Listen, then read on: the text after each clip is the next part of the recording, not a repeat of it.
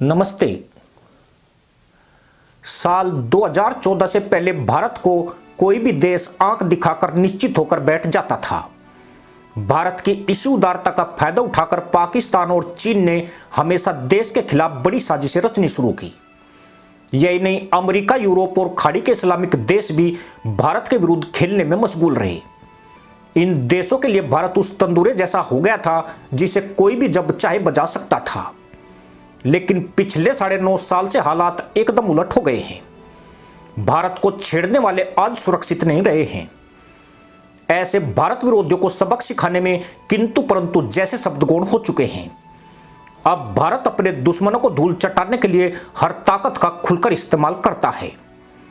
Islamic देश Malaysia के पूर्व प्रधानमंत्री मोहम्मद महातिर इसका एक बड़ा उदाहरण है, जिसने पाकिस्तान के बहकावे में आकर भारत को सरेआम ललकारने का दुस्साहस किया था। आज महातिर किस हाल में है कोई नहीं जानता है। महातिर के साथ ही कभी तुर्की के राष्ट्रपति एर्दोगन भी टोपी उछाला करते थे, पर अब उनके ऑटो पर ताले लगा दिए गए हैं। कभी हर हफ्ते भारत के खिलाफ बोलने वाला एर्दोगन यदा कदा ही मुल्लाई बकलोली करता है, लेकिन उसकी वह बकलोली भी संयमित होती है। पाकिस्तान की चर्चा करने की यहां ज्यादा आवश्यकता नहीं है, क्योंकि इस देश में तुम मेरा तहमंद खींच मैं तेरी टोपी उतारूंगा का प्रोग्राम चल रहा है।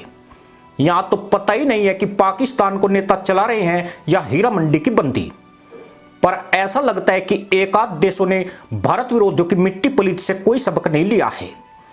ऐसे देशों में भारत का निकटतम पड़ोसी मालदीव है, जहां इंडिया आउट कैंपेन का नारा देकर नया मुल्ला राष्ट्रपति बना है, जिसका नाम मोहम्मद मोइजू है। हिंदुस्तान में एक कहावत बड़ी फेमस है कि नई नई मुसलमानी अल्लाह अल्लाह पुकारती है। मोहम्मद मोइजू भी इसी तरह चीन को पुकार रहे हैं। यूं भी दुनिया में एक भी मुस्लिम देश नहीं है जो अपने दम पर अपने तहमंद लपेट सके। इसके लिए उसे किसी न किसी गैर मुस्लिम देश की जरूरत पड़ती है।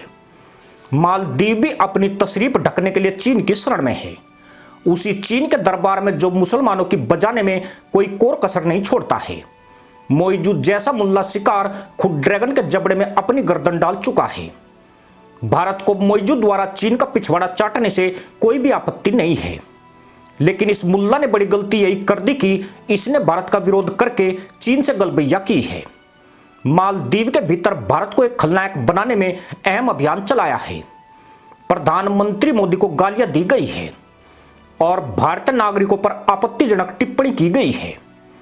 17 नवंबर 2023 को मोहम्मद मोइजू ने राष्ट्रपति पद की शपथ ली थी, यानी कुल मिलाकर उन्हें सत्ता में आए 2.5 महीने से भी कम समय हुआ है। लेकिन इस वक्त मालदीव में बवाल मच चुका है। मोइजू की कुर्सी खतरे में आ गई है और मुल्ला के खिलाफ विपक्षी दलों का हल्ला बढ़ता जा रहा है। कहने को लोग कुछ भी कह सकते हैं, पर कुछ खेल आकारियां अचानक नहीं होते हैं। कम से कम इस मामले में मोहम्मद महातिर सबसे बेहतर जानते हैं। बांग्लादेश की पूर्व पीएम खालिदा जिया और नेपाल के पूर्व प्रधानमंत्री ओली की डोली सबने उठती देखी थी। यह डोली क्यों उठी, कैसे उठी, जानने वाले जानते हैं, पर वह बोलने की जरूरत नहीं समझते हैं, क्योंकि ऐसी घटनाओं को भूल जाना ही बेहतर रहता है। 7 जनवरी को मालदीव के कुछ मुल्लाओं और बुरके वालियों की ट्वीट के बाद से इस इस्लामिक देश के तहमंद लगातार नीचे खिसकते जा रहे हैं। उसके बाद से यहां की शांति मुल्ला क्रांति में बदल गई है। लड़ाई इसलिए हो रही है कि तहमंद कौन संभालेगा। मालदीव में इसे नीतियों की लड़ाई बोला जा रहा है, पर कहने वाले यही कहते हैं कि मालदीव में जल्द ही कुछ बड़ा होने वाला है।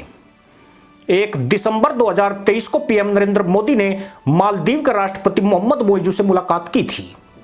उस दौरान मोइजू को समझा दिया गया था कि भारत के खिलाफ उनकी बकलोली बर्दाश्त नहीं की जाएगी। औकात से ज्यादा छलांग लगाने की कोशिश की तो तहमंद भी उधर सकते हैं, मगर मोइजू ने इस बैठक को गंभीरता से नहीं लिया। नतीजा यह हुआ कि अब मालदीव राजनीतिक संकट के मकड़ जाल में उलझ गया है। 87 सदस्य वाली मालदीव की संसद में विपक्षी दल मालदीवियन डेमोक्रेटिक मूवमेंट और डेमोक्रेट्स के पास कुल 56 सांसद हैं, जिसमें एमडीपी के 43 सांसद और डेमोक्रेट के 13 सांसद हैं। मालदीव की संसद में बहुमत रखने वाले मुख्य विपक्षी दल एमडीपी ने राष्ट्रपति मोइजू पर महाभियोग चलाने के प्रस्ताव की तैयारी शुरू कर दी है। मोइजू के सामने सरकार चलाने में आ रही है पहली बड़ी चुनौती है। आने वाले दिनों में उनके लिए कई मुश्किलों के पिटारे खुल सकते हैं।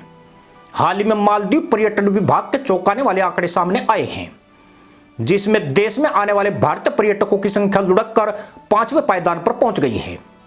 बताया गया कि इससे मालदीव को $50 मिलियन का भारी नुकसान हुआ है। इससे मालदीव के 2000 से ज्यादा लोगों की नौकरी संकट में आ गई है। वहीं 40,000 परिवारों की रोजी रोटी भी खतरे में पड़ गई है। अगर मोटे शब्दों में समझे तो देश में बेरोजगारी, महंगाई और हाल फिलहाल में उत्पन्न हुई राजनीतिक अस्थिरता की कीमत मोइजू को आंतरिक विद्रोह के रूप में चुकानी पड़ सकती है। देश में ऐसा माहौल तैयार होने लगा है कि मोइजू के आने का नुकसान मालदीव की जनता को उठाना पड़ रहा है।